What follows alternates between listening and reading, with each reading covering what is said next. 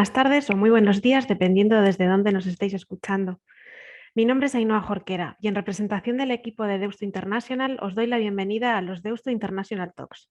Con la sesión de hoy damos comienzo a una nueva edición de estos conversatorios que organizaremos a lo largo del curso académico 2021-2022. Unas sesiones en las que iremos abordando diversas temáticas y asuntos de relevancia social con personas expertas que acercarán la situación actual, ejemplos y casos prácticos para conocer la realidad de los temas presentados. Así pues, bienvenidos y bienvenidas al primer Deusto International Talk de este nuevo curso académico. Antes de comenzar con la sesión de hoy, nos gustaría informaros de que el evento está siendo grabado y de que próximamente lo pondremos a disposición de todas las personas inscritas. Por otro lado, y en relación al desarrollo de la sesión, os informamos de que disponéis del chat para formular cualquier pregunta que pueda surgir a lo largo de la misma. Las consultas se resolverán al final del webinar. Dicho esto, pasamos ya a presentar la sesión de hoy, que surge de la colaboración entre la Pontificia Universidad Javeriana de Bogotá y la Universidad de Deusto. Durante la próxima hora centraremos la conversación en la comensalía en el contexto del Jesús histórico.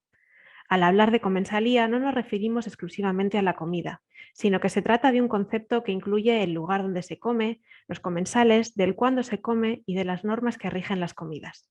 Es decir, se refieren a todo un conjunto de hábitos que implican el hecho de sentarse a una mesa a comer.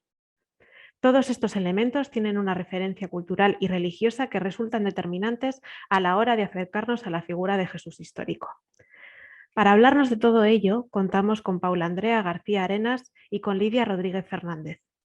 Ambas doctoras en Teología Bíblica, Paula García es docente e investigadora en la Pontificia Universidad Javeriana de Bogotá, en Colombia, y Lidia Rodríguez, por su parte, ejerce su actividad docente e investigadora aquí en la Universidad de Deusto. Muchas gracias a ambas por estar aquí con nosotras. Os cedo la palabra. Muchísimas gracias a quienes habéis tenido a bien conectaros. Me vais a permitir que tome yo la palabra y vamos a trabajar, como bien dice, como un conversatorio. Esto no va a ser una conferencia, sino que Paula y yo vamos a estar intercambiándonos preguntas y comentarios acerca de esta temática que ya nos presentaba también Ainhoa.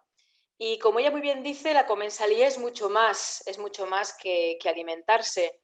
Comer tiene un valor antropológico fundamental en cualquier cultura humana. El antropólogo Lévi-Strauss ya decía que comer es el alma de toda cultura. Y de hecho, cuando comemos juntos, cuando comemos juntas, en realidad nos estamos comunicando. No solamente estamos ingiriendo proteínas, hidratos de carbono o grasas. Existe una relación muy importante y muy simbólica, de una gran fuerza simbólica, entre lo que comemos, con quién nos sentamos a comer, dónde y cuándo comemos, con qué grupos estamos comiendo juntos, qué normas, qué costumbres, qué tradiciones. Posiblemente una de las referencias que quienes nos están escuchando y viendo a la mañana, a la tarde, dependiendo del lugar de conexión, posiblemente una referencia clásica es la figura de Marvin Harris. Posiblemente nos suene esto de la porcofilia y de la porcofobia en ese trabajo ya muy antiguo de 1974, cuando él hablaba de que había culturas que se caracterizaran por la porcofobia, hablaba de judíos musulmanes, otras que sin embargo se caracterizaban por la porcofilia, por ejemplo, como ciertos grupos de Nueva Guinea o de Melanesia del Sur. Si para los primeros el cerdo es un animal impuro y por supuesto está muy prohibido, más que prohibido su consumo, sin embargo, para estas otras segundas sociedades, el cerdo era el animal ceremonial con el que se festejaban los enlaces matrimoniales, los banquetes, los funerales. Así que queda claro que no nos alimentamos solamente por necesidades biológicas.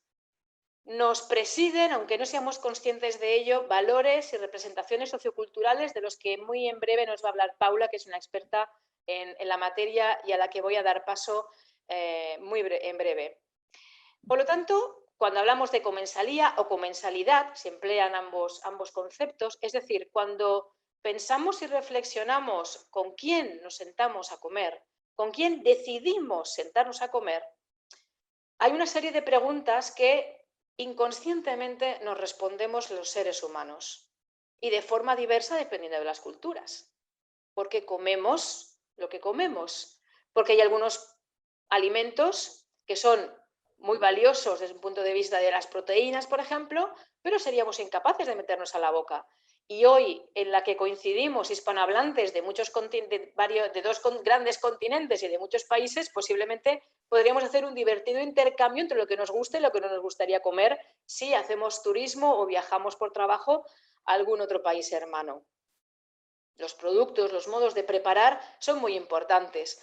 Por eso, para empezar con buen pie este conversatorio, me van a permitir ustedes que comparta un vídeo, un pequeñísimo vídeo de apenas 30 segundos, protagonizado por una mujer de un lugar de España que es al que yo pertenezco, que es una mujer valenciana.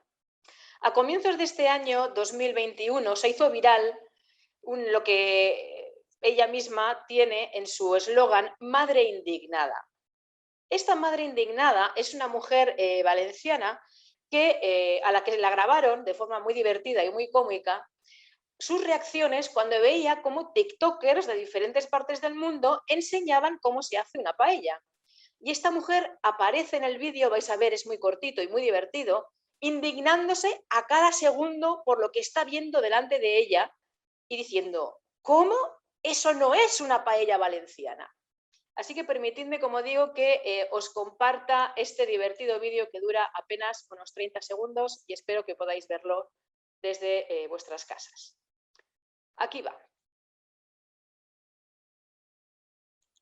¿Cómo hacer una paella valenciana? Valenciana no. Cortas el pimiento y lo pones. No, pimiento no lleva. Judías verdes.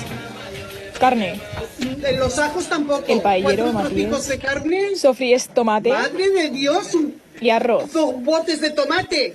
El arroz tirado ahí Mis amigos lo echan con estilo. dentro del chapapote arroz, ese más del arroz, tomate. más La arroz, carne brazos. no está, la verdura tampoco. Como no teníamos caldo, le hemos echado agua y ahora le echamos ¡Ay, la esto. Virgen! Y pues ya Ahora está la estamos paella. de Aquí repente. viene, nos la sirven. Paella y pues valenciana se no, le echan. chatán. Y pues De aquí comiendo valenciana nuestra no paella tiene rica nada. valenciana, muy buena Nada pinta. más que... ¿Cómo hacer? Bueno, como veis, esta pobre mujer va de disgusto en disgusto viendo cada uno de los ingredientes que se colocan a la paella valenciana. Nos puede resultar realmente divertida la escena, pero posiblemente recordemos a algunas de nuestras abuelas o madres con la misma indignación cuando ven, por ejemplo, en programas de televisión cómo se destruye el patrimonio gastronómico de nuestra cultura. Así que comer no es cualquier cosa. Pero cuando hablamos de comensalía también es importante cuándo y dónde comemos y todavía más con quién comemos, con quién compartimos la mesa, hasta el punto de que el origen etimológico de nuestra palabra castellana compañero en realidad tiene su origen en este término latín del cum panem. Compañero es aquel, compañera, es aquella con quien compartimos nuestro pan. Pero no hemos venido a hablar de la comensalía o de la comensalidad en abstracto. Nos reúne un tema muy específico y muy concreto, como es la comensalía en un texto muy concreto del Nuevo Testamento en el que encontramos a Jesús alimentando. En los estudios bíblicos hace ya mucho tiempo que se han venido desarrollando estudios al respecto y me van a permitir que cite a un profesor de la Universidad de Deusto emérito, Rafael Aguirre, que hace años escribió un libro que es un libro clásico para tratar esta cuestión titulado La mesa compartida. Él en este libro afirma que la comida es un código cultural que encierra mensajes de diferente nivel. Cuando nos sentamos a la mesa descubrimos o se hacen presentes cómo son las relaciones sociales que existen en una sociedad determinada, el orden simbólico, el orden jerárquico, quién es más importante, quién es menos importante, a quién se le sirve antes la comida, a quién debe esperar para comer, a quién se le ponen los mejores trozos.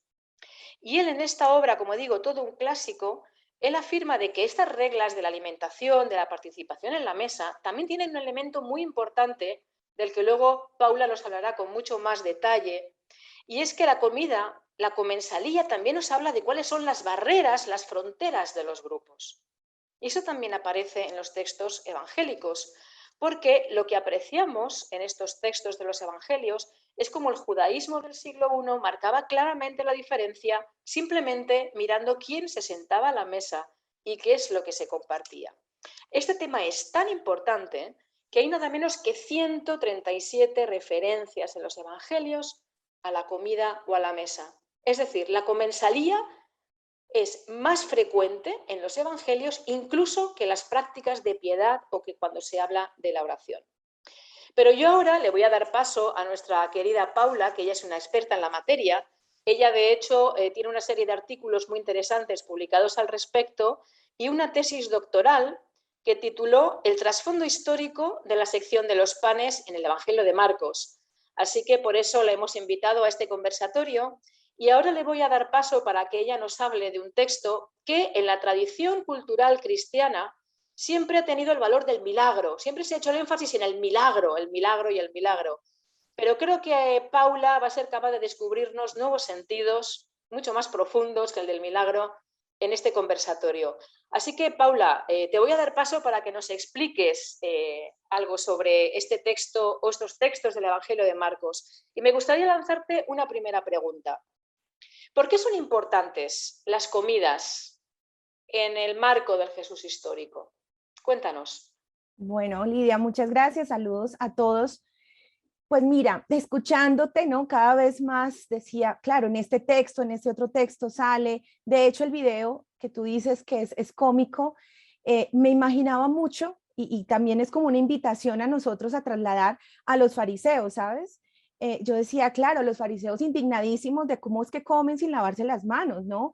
No solo tiene que ver con la comida en sí o cómo la destruyen, como el video de la señora, sino por qué no guardan las normas que nosotros guardamos. Entonces, hay esa escena del capítulo 7 de Marcos donde ellos están indignados porque comieron sin lavarse las manos. Me imaginaba de esa manera, ¿no? Como, pero ¿cómo hacen? ¿Pero cómo es posible? ¿Sí? Y entonces, efectivamente veo que es un tema muy actual, pareciera que quedó allá en los evangelios, y por eso tu pregunta, ¿por qué es importante las comidas?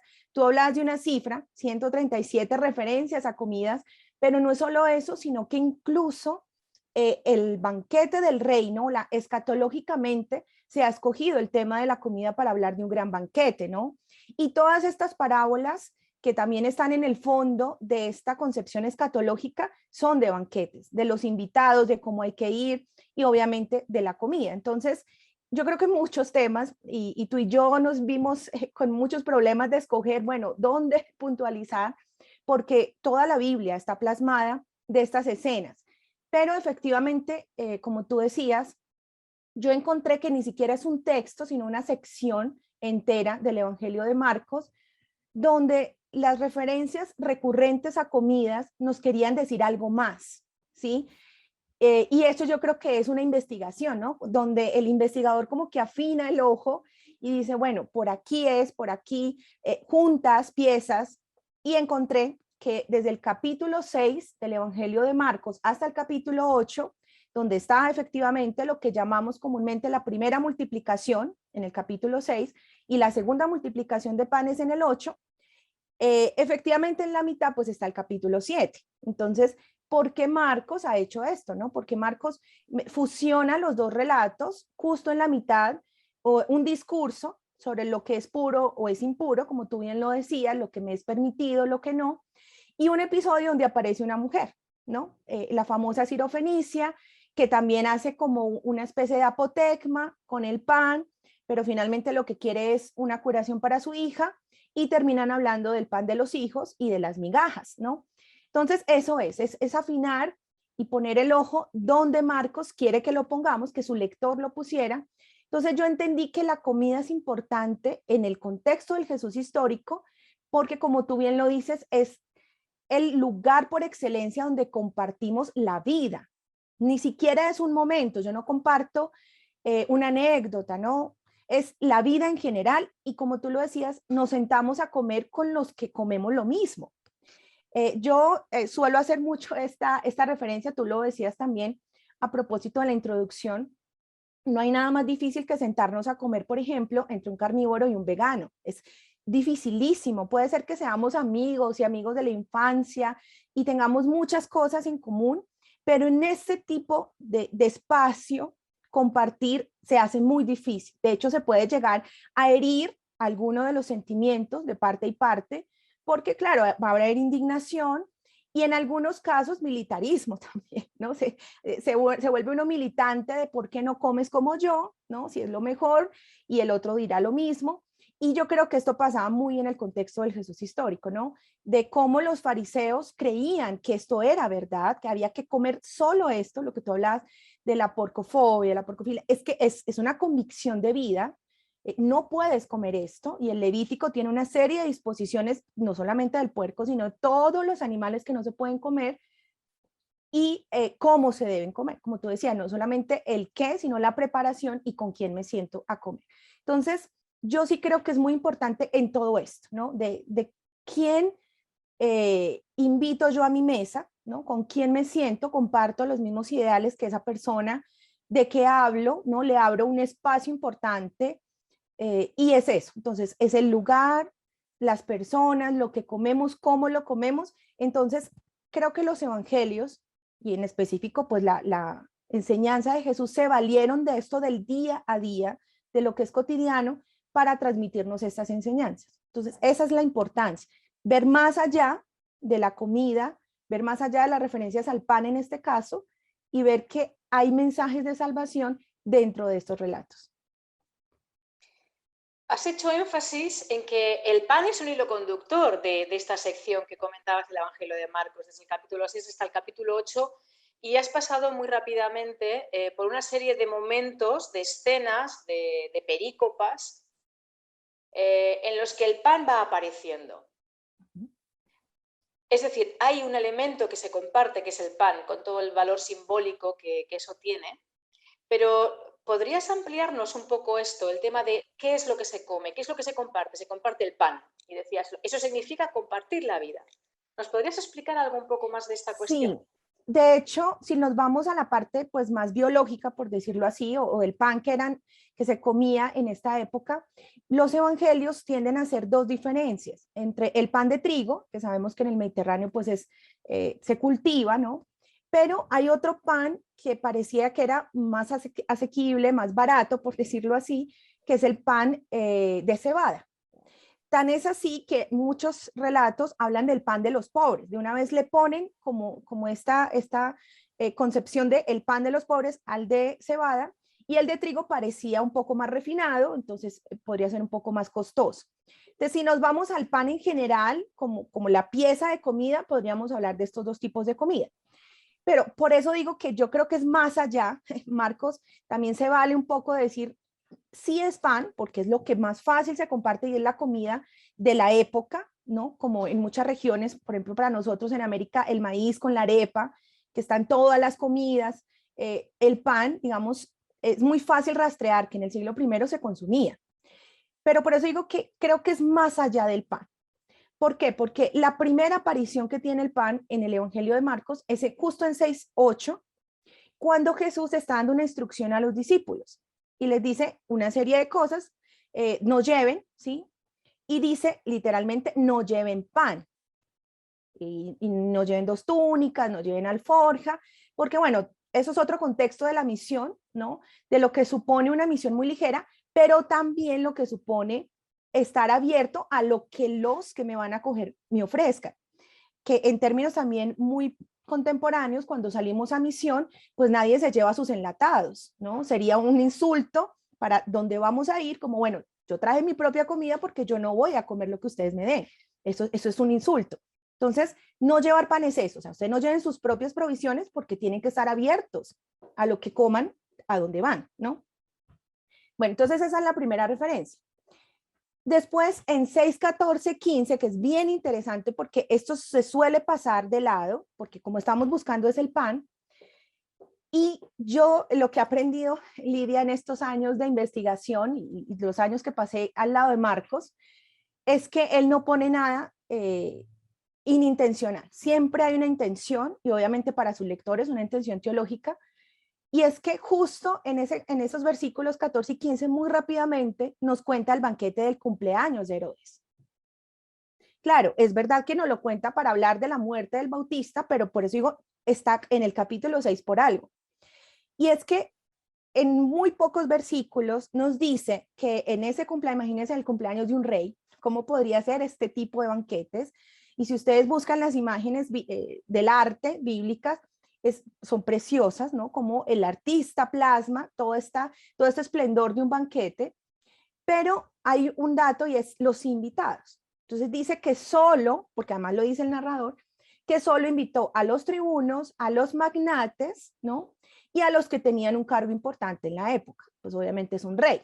Entonces eso quiere decir que hay un elitismo, ¿no? Que hay, es una mesa cerrada, no pueden entrar cualquiera, tiene que tener esa invitación, y eso me habla de un recinto cerrado donde hay alguien pidiendo la invitación, ¿no? Bueno, usted tiene la invitación, sí, yo soy fulano, puede entrar o no puede entrar.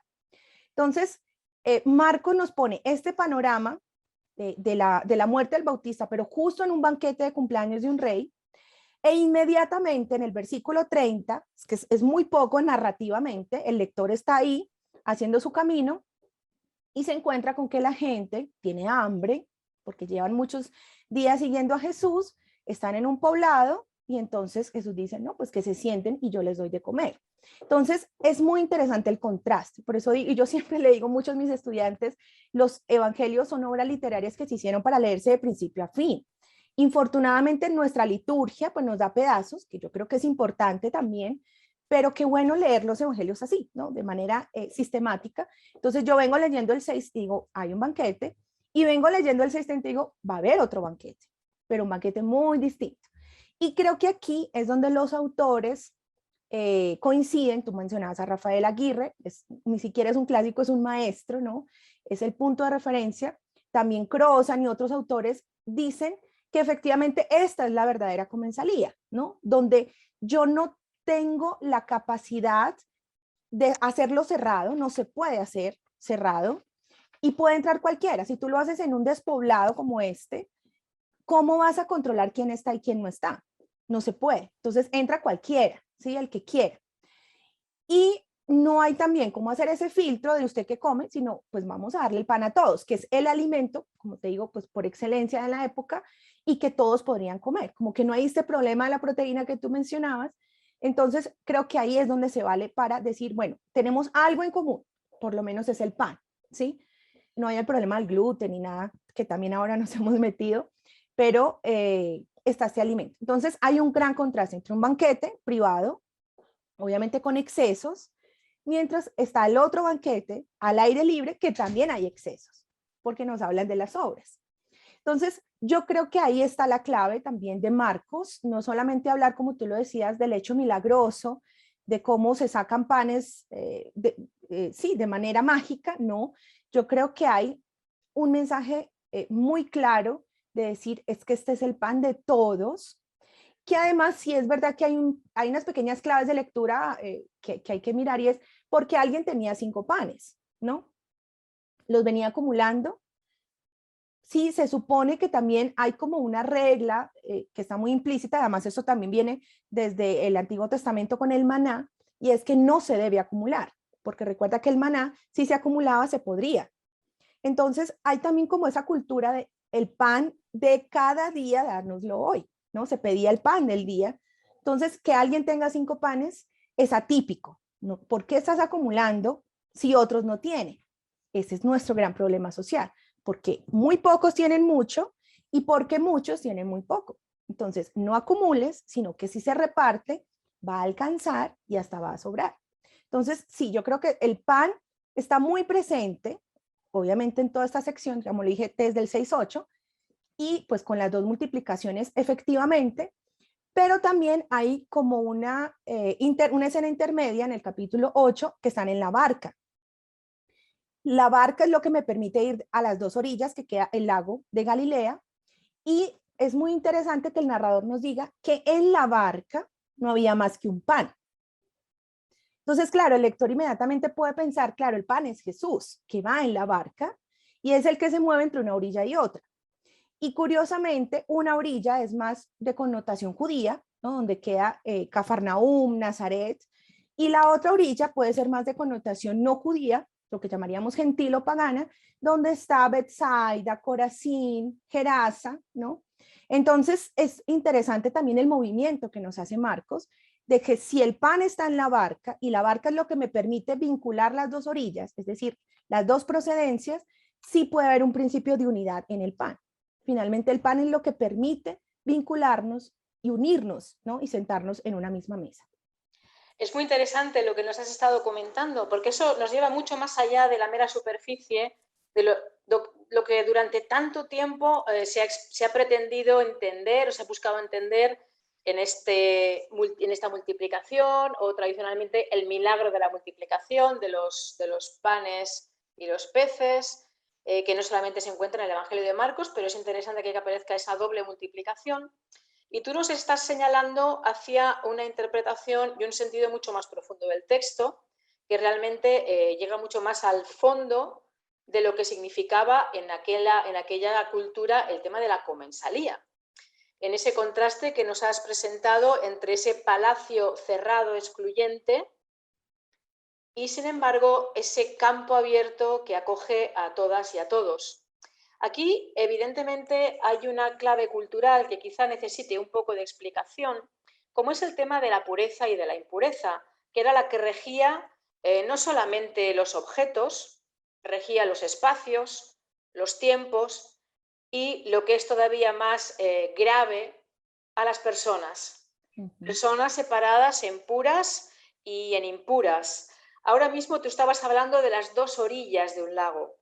Así que me gustaría que nos hablaras un poco acerca de este sistema de pureza y de impureza que condicionaba las formas de relación del judaísmo de la época.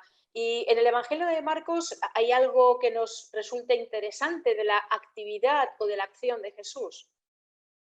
Sí, yo creo que el judaísmo tiene muy claro, también lo dice Rafael Aguirre, que es una forma de supervivencia de los grupos. Yo creo que es totalmente válido, ¿no? Que un grupo que se está buscando su identidad, como lo narra el Antiguo Testamento, pues si yo me quiero distinguir de estos, de un grupo que ya me encontré en la tierra a la que llegué, pues claro, voy a adoptar otras costumbres que hagan que esa diferencia pues sea evidente, ¿no? Entonces yo creo que el código levítico, que también aparece luego en el Deuteronomio, que es muy específico sobre lo que es permitido o no permitido, que ellos llaman puro o impuro, creo que va en esta línea, ¿no? ¿Qué me hace a mí diferente a ellos? Ah, es que yo no como así, ¿no? O yo me lavo las manos. Entonces, ¿qué pasa? Que justo en esta sección de los panes que estaba hablando, en el capítulo 7 empieza el versículo 1 diciendo que vienen estos fariseos que les comentaba, además dice de manera muy interesante que vienen desde Jerusalén, ¿no? Y Jerusalén dista de Galilea 400 kilómetros, o sea, es que no es que llegaron ayer, ¿no? Vienen hace mucho rato persiguiendo, pareciera, o supervisando, no sé, da la impresión, supervisando el grupo de Jesús, ¿no? Entonces dice que vienen desde Jerusalén. Y claro, como acaba de pasar la primera multiplicación de pan, o la alimentación más bien de la multitud, que es mucho mejor llamarlo así, le dicen, claro, en el versículo 3, ¿no? ¿Por qué tus discípulos comen sin haberse lavado las manos? O sea, sí hay un reclamo, y vuelve y en el versículo 5 lo refuerza, ¿no? Es que, ¿por qué sin lavarse las manos? Entonces, yo creo que la respuesta sería muy obvia, ¿no? Porque pues literalmente si estamos en un despoblado no hay cómo lavarnos las manos. De hecho, todas estas, bueno, no tanto las sinagogas, porque la sinagoga no es más un lugar de culto, sino más como de enseñanza, pero sí en el templo y en las mismas casas hay todo un sistema de lavado, ¿no? No solo de manos, sino también de pies para los peregrinos que llegaban. Y claro, son canaletas, pues eso es una cosa muy, muy bien hecha. Entonces, ¿cómo encontrar en un despoblado donde lavarme las manos? También es una cuestión muy práctica, que era lo que Jesús finalmente le estaba, sí, les interpela a estos fariseos de cómo es posible que si la ley manda, ¿no? En sábado no hacer ciertas cosas, pero mi burro se me cae a un pozo, ¿cómo no lo voy a sacar? O sea, hay cosas que vienen más del sentido común y cómo los voy a hacer lavar las manos si no tengo dónde. Pero Jesús, más allá de lo pues obvio, los invita y les replantea que esas leyes que los invita, porque ya ustedes leen ahí del 3 al 5 en el capítulo 7 de Marcos, que es que los judíos se lavaban hasta el codo, no solo las manos, ¿no? Todo un sistema. Dice, pero es que finalmente yo veo una incoherencia entre lo que ustedes hacen de manera física, ¿no? Lavarse las manos, pero por dentro no están tan lavados.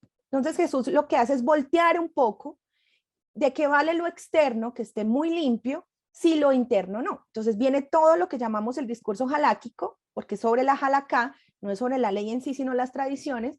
Y por allá al final del discurso, en el 18, 19, 20, dice, miren, finalmente no hay nada impuro que pueda entrar de fuera. O sea, no es lo externo, no. Es lo que sale del hombre, o sea, es lo interior. Las envidias, los malos deseos, los malos pensamientos, eso está dentro de usted, eso sí que está podrido, eso sí que está impuro, y cuando usted lo saca, pues contamina a otros, ¿no?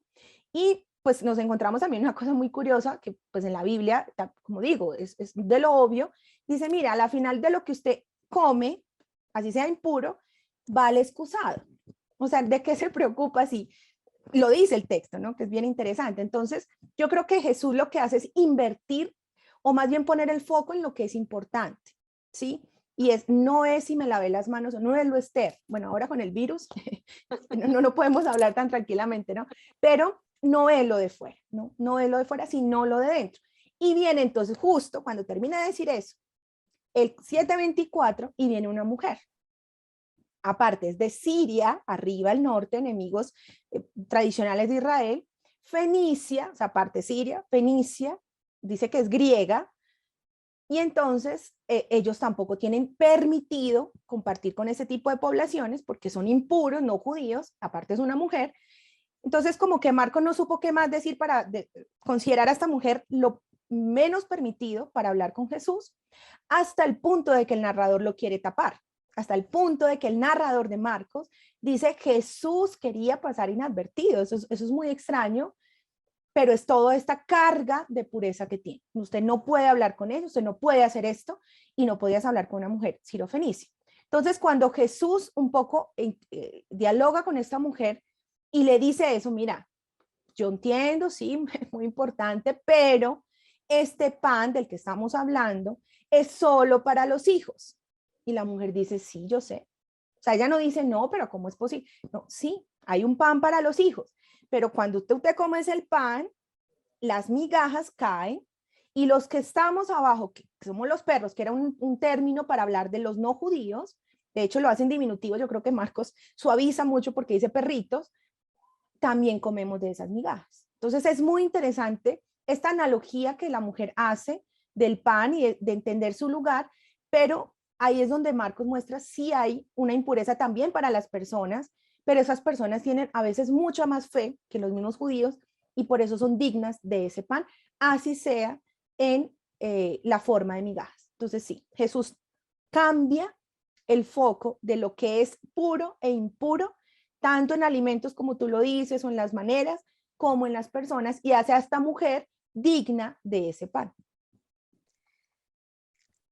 Así que lo que vamos a ver entonces en el Evangelio de Marcos, en este caso, que es el que tú nos estás presentando, es una inversión que pone patas arriba todo un sistema ritual, religioso, que hacía énfasis en la exterioridad, en el peligro, en la amenaza del otro, en el peligro de contagio de impureza. Había que estar permanentemente cuidándose de lo otro y de los otros.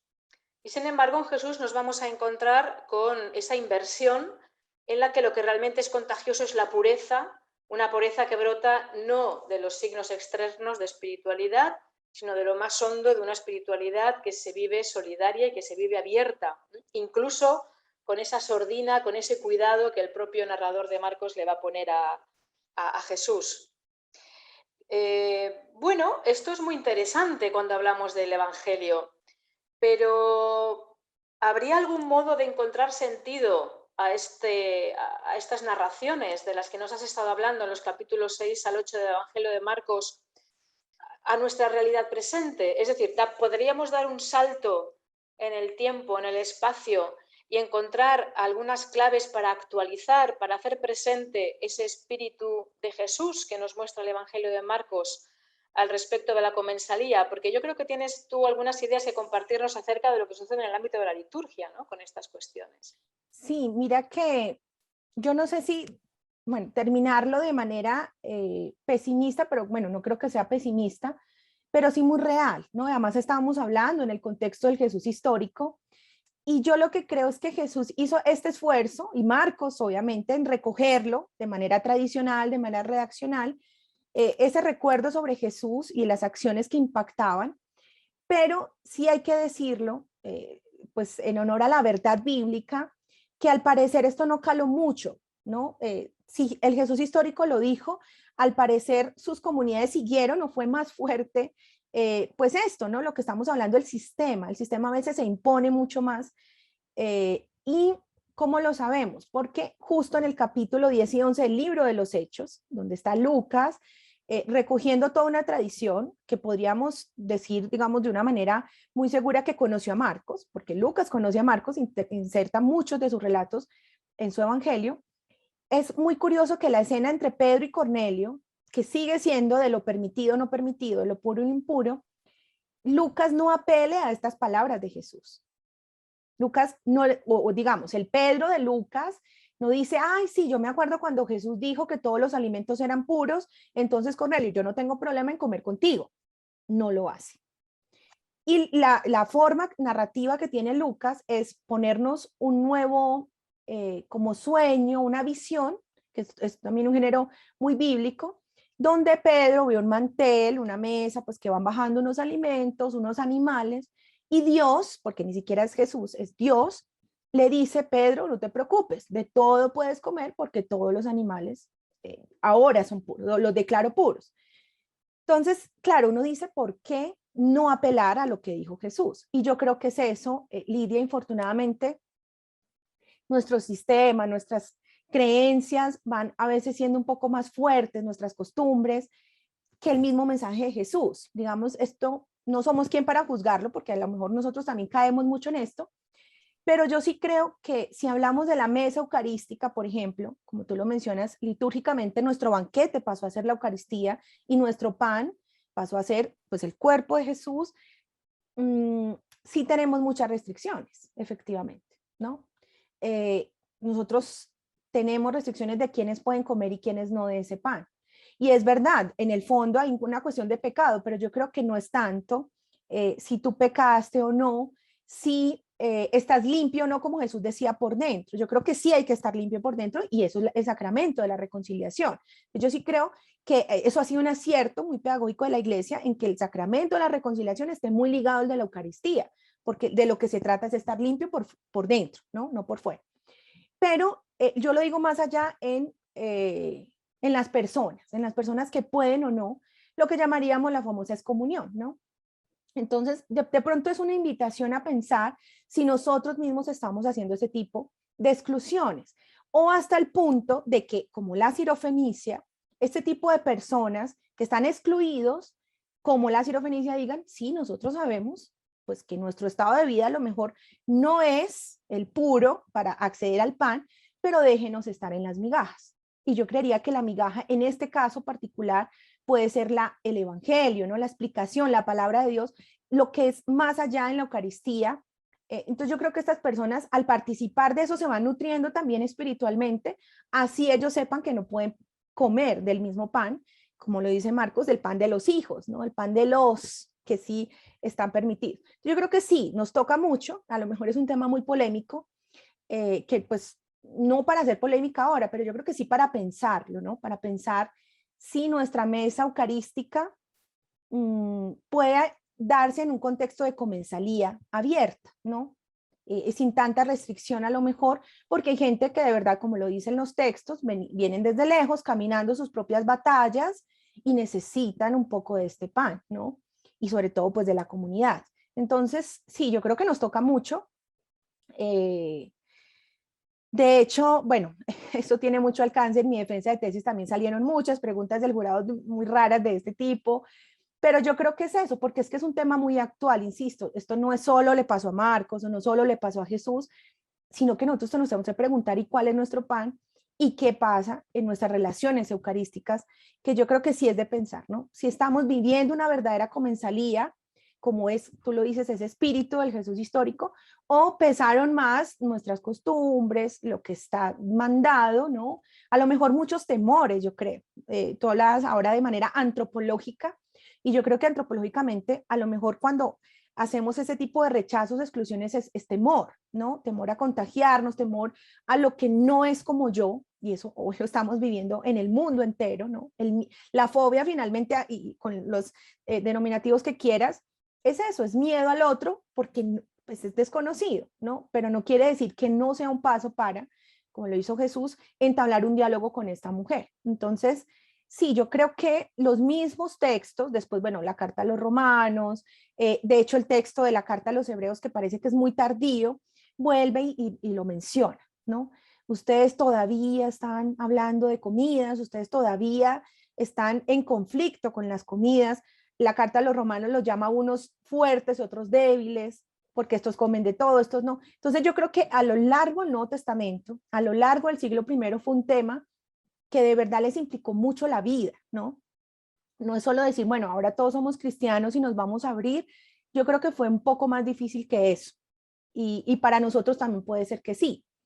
Yo creo que el Papa Francisco ha querido abrir, ¿no? Camino, que es difícil, pero por lo menos él dio o él ha dado como estas puntadas y creo que serán las siguientes generaciones que a lo mejor no tienen tantas restricciones, que es la figura también muy bíblica de los niños, ¿no? Los que no vienen con todos estos prejuicios o preconceptos de la ley, los que a lo mejor puedan llegar a tener una mesa en común. Creo que sí, pues ahora con todo esto que se está hablando del planeta, ¿no? De la reconciliación, más allá, con todos los seres, a lo mejor se logre una unidad, en este caso entre cristianos, podría ser. Efectivamente, yo creo, coincido, Paula, contigo, que el tema de la comensalía o la comensalidad tiene repercusiones concretas y realmente interesantes para nuestra sociedad hoy. No solamente es una cuestión que se queda, digamos, encerrada o encapsulada en el ámbito intracristiano, ni siquiera en el ámbito intracatólico, dado que el tema de una mesa abierta o no abierta tiene incluso que ver con el diálogo ecuménico, hasta dónde no, sigue siendo un tema debatido, pero incluso yendo más allá de esa reflexión o de ese trabajo intracristiano del que todavía queda mucho por hacer, también nos encontramos, por otro lado, con cómo nos situamos los cristianos y las cristianas hoy ante nuestro mundo, ante nuestra sociedad. No solamente afecta a las formas litúrgicas, no solamente afecta a las concepciones dogmáticas, sino también al modo en el que somos capaces de generar espacios de convivencia y de relación solidaria. Porque hemos estado diciendo a lo largo de este conversatorio que la mesa compartida, la comensalía, pues tenía funciones y tiene funciones sociales importantísimas. Cohesiona al grupo, como tú decías, estrecha los lazos afectivos hacia adentro, refuerza la propia identidad, pero me temo que en estos tiempos que corren de eso ya andamos un poco sobrados. Yo creo que ya estamos bastante reforzados identitariamente y que lamentablemente en estos tiempos convulsos y difusos en los que estamos viviendo muchas veces el problema es al contrario, es decir, el levantamiento de fronteras frente a lo que consideramos que no es como nosotros, como tú también decías. Así que permíteme que recoja la paella de la madre indignada, que más allá de esa cuestión que veíamos a modo un poco cómico, la paella como alimento en Valencia siempre es una comida de acogida. ¿Por qué? Porque en una paella puede haber más o menos cantidad de productos, lo que nunca falta es el arroz. Así que si un buen día, un fin de semana, que es muy tradicional hacer una paella, has preparado una paella para tu familia y se presenta un familiar lejano o un vecino que no tiene nada de comer, lo único que hay que hacer es añadir un puñado más de arroz a esa comida y todos podrán compartir esa misma comida. La paella es un símbolo de apertura, de generosidad, de fraternidad, incluso con aquellos a los que no esperábamos. Y cristianos y cristianas hoy nos encontramos una y otra vez con gente a la que quizá no esperábamos encontrar, pero ahí está. Yo creo que esta práctica de Jesús, tal y como aparece recogida en el Evangelio de Marcos, con todo lo que Paula nos has estado comentando, creo que nos enseña algo muy importante. Y es que ya no vivimos con esos principios de pureza y de impureza, donde lo importante es la segregación, la diferencia, la exclusión entre hombres, mujeres, pobres, ricos, esclavos, libres. judíos, paganos. Eso ya ha dejado de tener sentido, o debería haber dejado de tener sentido en esta sociedad nuestra. Y ojalá que seamos capaces, pues, de hacer, como vemos aquí recogida, en esa comida en la que todo el mundo estaba invitado porque nadie estaba invitado. Una mesa que se nos abre para romper barreras, para recuperar lazos fraternos con quienes quizá no esperábamos, e incluso para eliminar la pobreza y la exclusión de los marginados.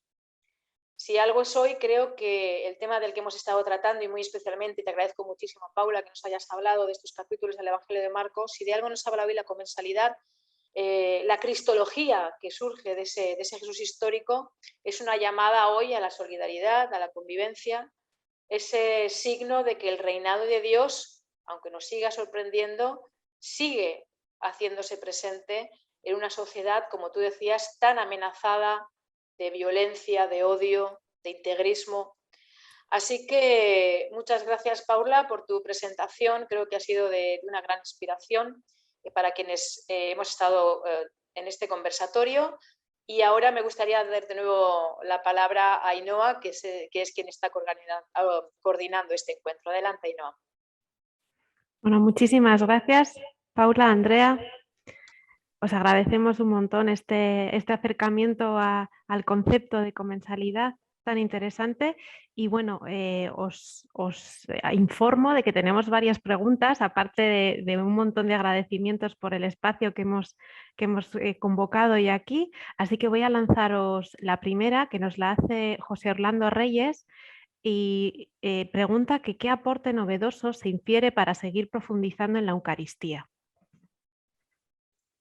Bueno, yo creo que, no sé si Lidia tiene algo que puntualizar, pero creo que de lo que digo es eso, o sea, pensar en la posibilidad de que todos quepamos en la mesa eucarística, porque sabemos que en este momento hay unas restricciones muy puntuales, ¿no? Sobre todo por los estados de vida, ¿no? Divorciados vueltos a casar, personas que tienen unión libre, digamos de manera explícita, tienen esta restricción. Entonces, es eso, no abrirlo a lo mejor sin más. Yo por eso digo que sí hay toda una disposición. Estas personas también que se sentaron tenían una disposición, los mismos discípulos al repartir. Entonces, creería yo que pueden haber caminos, ¿no?, de diálogo, de ver cómo incluimos a estas personas. Y como lo decía, ¿no?, yo creo que la imagen de la sirofenicia es lo novedoso que pregunta el profesor José Orlando, a lo mejor no el pan, a lo mejor miremos las migajas, démosle el valor que tienen las migajas, porque recuerda que en las dos multiplicaciones hubo sobras y las sobras van a ser muy importantes. Entonces, si a lo mejor no es el pan, pensemos cómo hacerle llegar migajas de pan o las sobras de pan, que también son igual de importantes. Entonces, es más eso, abrir caminos de diálogo para que estas personas puedan compartir nuestra misma mesa. Muy bien, muchas gracias. Creo que más que contestada. Voy a saltarme un poco el orden porque siguen entrando cositas, pero os leo una pregunta de Carla, que aparte de daros las gracias, propone lo siguiente. En el contexto latinoamericano, la comensalía sí que tiene sobre sí el peso de la rigidez institucional que convierte la Eucaristía en un elemento divisor, que no integrador. La mesa no está abierta. ¿Qué acciones recomendarían para generar esos espacios en los que tenga lugar un despertar hacia la unidad? Esto mismo, ¿no? Lo que estábamos hablando, yo creo que sí, se trata de unidad. Marcos hizo lo posible por lograr esa unidad dentro de sus propios destinatarios. El mismo Pablo en sus comunidades quería también forjar esa unidad, y lo tuvieron muy difícil, ¿no? Porque eso es lo que nos hablan los textos, de que a lo mejor la participante lo dice muy bien, una rigidez, es que esa es la palabra, estamos muy rígidos, lo decía Lidia ahorita también, rigidez. A lo mejor, no sé, la esperanza puede estar en las futuras generaciones. Yo siempre lo he dicho y creo profundamente en eso, y creo que por eso también nos dedicamos a la formación, a la docencia, porque serán las futuras generaciones, los más jóvenes, los que con ideas un poco más renovadas, más frescas, más abiertas, puedan hacer estos caminos de inclusión. Como ya lo dice, a lo mejor nuestras estructuras tan rígidas, pues ya son así, ¿no? Nuestros obispos ya también pertenecen a otra generación, a otra época. Entonces, a lo mejor esperar un poco, que sean estas nuevas generaciones como el futuro también pues de la iglesia, las que puedan abrir un poco más estos espacios de unidad. Esperaría. Creo que también se puede hacer hoy y creo que es el diálogo, ¿no? Este tipo de estudios bíblicos. Ya lo dijo Vaticano II en su momento, volver a las fuentes. Y volver a las fuentes es esto, es leer el texto con estos ojos bueno, ¿y qué me va a decir el texto? No yo qué le voy a imponer al texto, que a lo mejor lo hemos hecho mucho así, pero creería yo que es por ahí, ¿no? La Biblia, la palabra de Dios, ahí está contenida nuestra carta de navegación, entonces a lo mejor es leerla con estos ojos, ¿no? Pero ahora se puede, pero creería yo que a lo mejor las futuras generaciones nos pueden sorprender con estos diálogos y caminos de unidad. No sé, Yo Lidia. creo que hay un aspecto importante, y hablo desde una perspectiva ecuménica. En ocasiones todo está tan circunscrito al ritual y a la sacramentología que perdemos de vista que hay muchos espacios de comunión, de solidaridad y de apertura que dependen única y exclusivamente de la creatividad de los hombres y de las mujeres que siguen creyendo en ese Jesús de Nazaret que vemos en el Evangelio de Marcos. Y no me cabe ninguna duda que la solidaridad y el encuentro pueden tener lugar también ahora desde ya en esos otros espacios creativos que seamos capaces de generar, que no entren, digamos, en colisión ni en crispación, sino que sean espacios abiertos. Y ya ni siquiera estoy hablando de espacios abiertos dentro del ámbito, dentro del cristianismo, como estamos comentando, sino espacios de encuentro y de celebración con lo humano, que me parece muy necesario y muy relevante en esta sociedad nuestra. Qué interesante, Lidia, Paula. Muchísimas gracias. Sigo con alguna otra pregunta, ya que tenemos aún un poquito de tiempo. Rodrigo nos consulta, nos comenta que en Lucas 24, cuando Jesús resucita y se reencuentra con los discípulos, les pide algo de comer y le dan un pez asado. Dice que le resulta curioso que un Jesús vencedor a la muerte, el resucitado, pidiendo un pez asado para comer. ¿Tiene esta indicación en Lucas 24 un sentido simbólico? Bueno, como lo dijimos, no solo aquí, sino en toda la Biblia, las referencias a la comida. Mira, nomás el episodio de Génesis 18, se me viene a la cabeza como para no decir que solo en los evangelios. Recuerden ese episodio tan curioso que vienen tres caminantes, ¿no? Llegan a la tienda donde está Abraham y Sara, y también lo mismo, piden algo de comer, entonces Sara va muy rápidamente a la cocina, les dice que les prepara unas tortas, que son este pan, ¿no? Entonces, bueno, yo creo que todo el tiempo, desde el inicio, estamos llenos de estas referencias a comida. De hecho, Lucas 24, como lo menciona también él, no solamente es esta parte de la resurrección, sino Emaús. Y en Emaús es fundamental el partir el pan, porque es el momento del reconocimiento de este resucitado que ellos no podían ver. Entonces, referencias a la comida van a haber muchísimas. De hecho, Hechos 27, hay un episodio, un relato de un naufragio, donde de manera muy interesante está Pablo y dice que, bueno, la gente está muy preocupada porque obviamente van a naufragar y que él coge un pedazo de pan, da gracia, lo parte y no es que lo reparta, sino que él lo come. Entonces dice que ya cuando los otros vieron a Pablo comiendo, ellos también comieron. Entonces, mira, todas estas referencias como muy parecieran inintencionadas, ¿no? De referencia al pan, todas están cargadas de simbolismo. No solamente en este caso, como tú lo dices, el pan, el pez, no pasemos de largo que la multiplicación o la alimentación de la multitud con los panes también está complementada con peces, porque no son solo los 5 panes, sino 2 peces. Habla mucho pues de la región, estamos hablando de un lago, que la mayoría de los discípulos son pescadores, eso habla mucho de la cotidianidad y me parece muy interesante porque es meterse en la cotidianidad. Y además, este episodio que él menciona directamente, que está relacionado con la hija de Jairo, que después de la resucitación dice denle algo de comer, tiene mucho que ver cómo nosotros entendemos el cuerpo.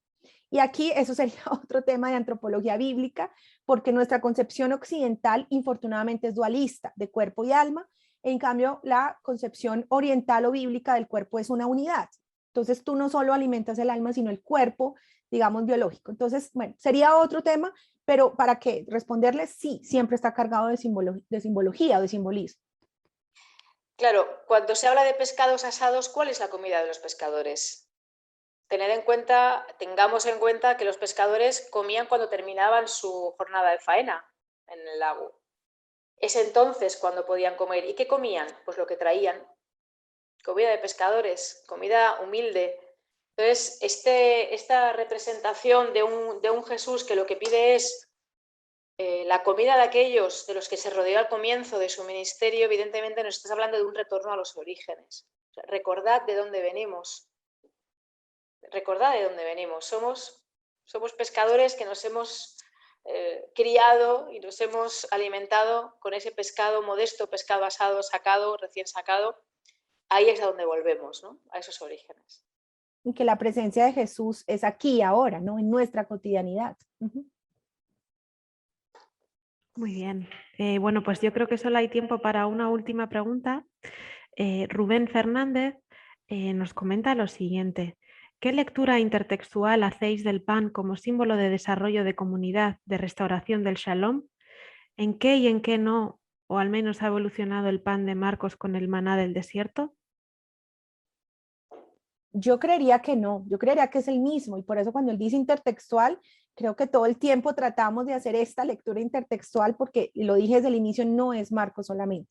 Yo creo que no se puede leer a Marcos de esta manera cerrada. De hecho, él mismo en ese capítulo 7 dice, no os acordáis de la tradición de los antepasados. Inmediatamente el mismo Marcos nos remite al Antiguo Testamento. Entonces, creo que todo el tiempo lo hemos dicho, el pan de Abraham, que acabo de referir, es el mismo que del Nuevo Testamento, se está haciendo referencia a lo mismo. El maná que hablábamos, que no se puede acumular, es el mismo pan que no se puede acumular. Entonces, yo creo que el principio de unidad está. De hecho, es el pan el que nos puede vincular las culturas. Tan es así que cuando el mismo Jesús en la barca les dice, cuidado de la levadura de los fariseos y de los herodianos, pues está hablando de eso, de este ingrediente que se le puede o no poner al pan, ¿no? Puede haber pan sin levadura, puede haber pan con levadura. A lo mejor la levadura es lo que corrompe el pan, de hecho, ¿no? Lo hace crecer, y por eso ellos tienen esta concepción del pan ácimo. Entonces, habría que pensar también si eso es el principio de unidad, que nosotros también hablamos del pan ácimo, que es Jesús, ¿no? La Eucaristía, de hecho, es pues este pedazo de harina con agua que no tiene la levadura. Entonces, creería yo que sí, hay muchos caminos de vinculación de unidad entre la tradición judía, la tradición cristiana. Ya lo decía Lidia, dentro del mismo cristianismo también hay muchos caminos de unidad. Lo que pasa es que hay que evidenciarlos, a lo mejor, ni siquiera buscarlos, sino evidenciarlos, porque sí siento que ahí están. Yo simplemente para añadir una nota rápida, porque ya nos hemos comido el tiempo de este conversatorio, yo añadiría quizá en esa lectura intertextual dos elementos que me parecen interesantes. Uno de ellos, que el maná forma parte de la tradición del judaísmo antiguo, del antiguo Israel, mejor dicho, y nos vamos a encontrar cómo en el Nuevo Testamento, con el paso del tiempo y de la reflexión teológica, ahora ese pan del cielo es un pan repartido a todos. Del mismo modo que encontramos ese texto de que Dios hace llover sobre justos y sobre injustos, pues bueno, ese pan también va a ser repartido desde el cielo para todos, ¿no? Como la lluvia. Por tanto, un elemento de universalismo que sí que es novedoso en el Nuevo Testamento, que se irá desarrollando, sobre todo cuando lleguemos al Evangelio de Juan, tenemos que esperar un poquito más. Y un segundo elemento, y con eso termino la respuesta, también un elemento de definitividad. El maná, en las tradiciones bíblicas del Antiguo Testamento, se pudría, no podía aguantar más de 24 horas. También hay un elemento simbólico muy interesante ahí. Pero este pan que se nos muestra ahora ya no va a tener ese proceso de degradación. Va a ser un pan definitivo que saciará el hambre, ¿no? Entonces hay una serie de elementos, también tienen que ver con un desarrollo cristológico mucho más complejo que el que nos ocupaba en este conversatorio en torno al Evangelio de Marcos, y que nos daría pues para estar mucho más tiempo hablando. Definitivamente, sí. Muchas gracias, Lidia. Muchas gracias, Paula. Como comentabais, no nos queda tiempo para más. Bueno, dejamos la comunicación con el equipo de Deusto International abierta por si ha habido alguna pregunta que se haya quedado sin responder. Nosotros se la haremos llegar a nuestros ponentes y bueno, también os damos las gracias a todos y todas los participantes en la sesión por habernos acompañado hoy y por las preguntas tan interesantes que habéis planteado. Como decíamos al inicio del webinar, compartiremos el vídeo de esta sesión en los próximos días y también os informaremos por email de las próximas sesiones de estos Deusto International Talks que iremos celebrando. Hasta entonces estamos a vuestra disposición en udglobal@deusto.es. Muchas gracias a todos y hasta la próxima. Un placer.